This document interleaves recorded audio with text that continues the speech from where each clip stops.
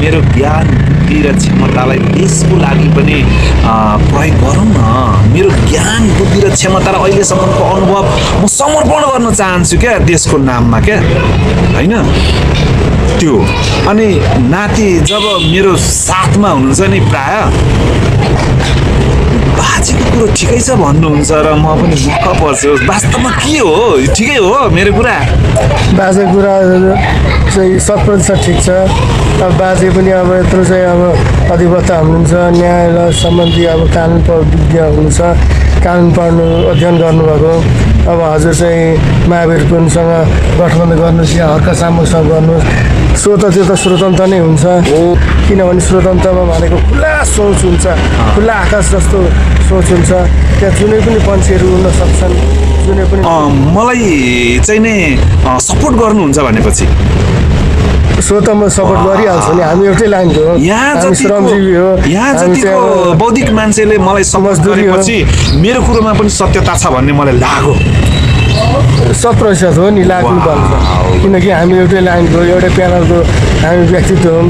अब देश चाहिँ अब सबै चाहिँ पहिलाको अब चाहिँ भ्रष्टहरूले सबै डुबाइसक्यो, देश चाहिँ सबै बेचेर खाइसके।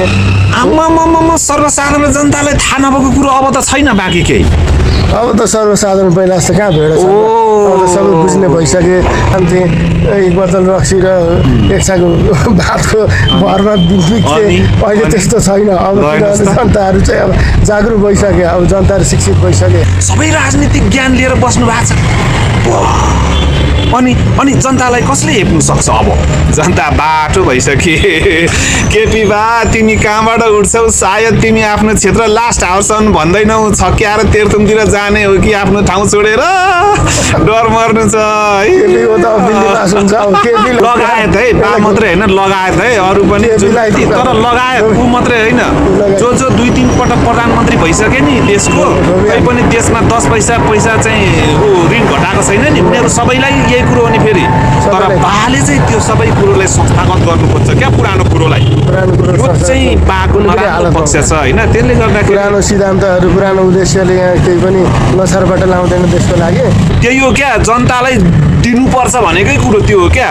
म चाहिँ अब नेताको रूपमा मैले आफूलाई नेताको रूपमा मानेन, मैले के जानेको रहेछु र क्या। अनि मलाई त के लाग्छ भने यो केपी बा जहाँबाट उठ्छन् त्यहाँ पालेन जस्तो जानु पर्यो होइन।